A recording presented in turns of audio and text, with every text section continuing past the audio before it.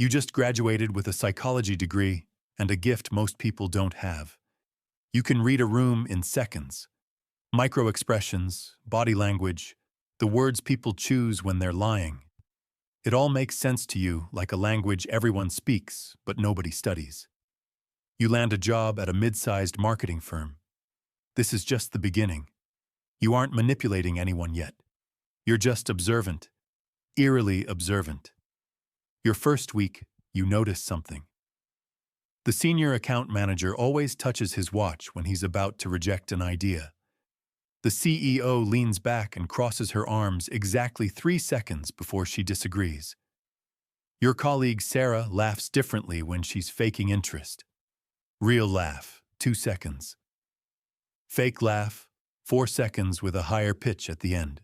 You start taking notes. Not on paper, in your head. You build a database of patterns, triggers, emotional vulnerabilities. It's fascinating. You're basically collecting cheat codes for human behavior. 6 months in, you use it for the first time. There's a promotion on the table. You and another candidate. Equal qualifications. But you have an edge. You've been watching your boss for half a year. You know he makes decisions based on confidence, not competence. You know he values people who mirror his communication style.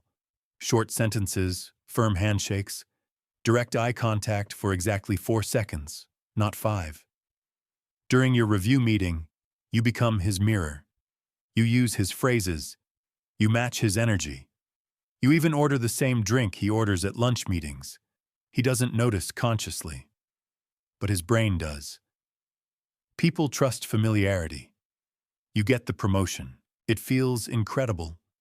Not the title, not the raise, the control. You just hacked a human decision without anyone knowing. Your colleague thinks it was luck. Your boss thinks it was merit.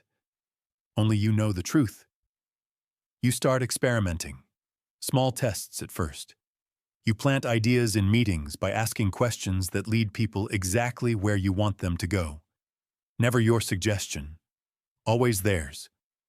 You make people think they convinced you when really you architected the entire conversation 3 moves ahead. The trick is simple. People don't want to be told what to do. They want to feel smart.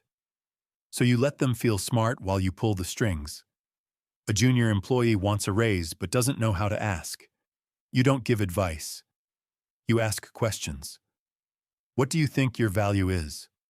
What would make you irreplaceable? How would you prove that to leadership? By the end, they've built their own roadmap. They think you're a mentor. You're actually a puppet master with better branding. 2 years in, you're not in marketing anymore. You're in strategy. Your job is to understand what makes people buy, click, subscribe, obey. You run focus groups, but you're not listening to what people say. You're watching what they do when they think nobody's looking. The woman who says she values sustainability, but her eyes linger on the cheaper option. The man who claims he wants innovation, but his body language relaxes around familiar designs. Everyone lies, not maliciously. They just don't know themselves. But you do. You know them better than they know themselves. Your company launches a campaign. It's your strategy. You've embedded psychological triggers in every frame.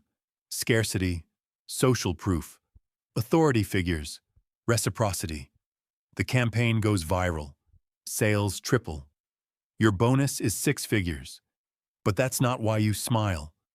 You smile because 50 million people just did exactly what you predicted they would do. And not one of them knows why. You're not manipulating anymore. You're conducting.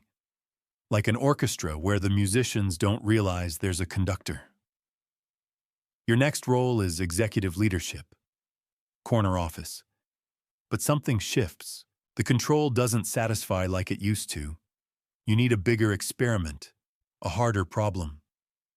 Politics. You join a campaign as a consultant. Not because you care about the candidate, because voters are the ultimate psychological puzzle. 50,000 people in a district. Each one thinks they make rational choices. None of them do. You segment them into emotional profiles. The suburban mom who votes based on fear of change. The young professional who votes based on identity validation. The retiree who votes based on nostalgia for a past that never existed. You don't change their minds. You wouldn't even try. Instead, you speak to what's already there. The fear, the identity, the nostalgia. You craft different messages for different groups. Same candidate, completely different emotional resonance. To one group, he's a protector. To another, he's a disruptor. To a third, he's a return to traditional values. Which version is real? None of them. All of them. Doesn't matter. Your candidate wins by 12 points. The victory party is champagne and confetti. You stand in the corner watching everyone celebrate. They think they won because of passion, because of ground game, because their ideas were better. You know the truth. They won because you found the invisible strings and pulled them at exactly the right moments. But here's what nobody tells you about this kind of power. It hollows you out. Every conversation becomes a game. Every relationship becomes a transaction. Your girlfriend says she loves you. You analyze her micro-expressions and realize she's trying to convince herself. Your friend asks for advice. You notice he's not actually listening. He just wants validation for a decision he's already made. You can't turn it off anymore. The pattern recognition, the behavioral prediction, the constant analysis. You're at dinner with your family. Your sister is talking about her new job. You're not hearing her words. You're cataloging her insecurities, mapping her defense mechanisms, predicting her next career move before she knows it herself. Your mom asks if you're okay. You smile. The smile is calibrated. Warmth in the eyes. Slight crinkle at the corners. Held for 2.5 seconds.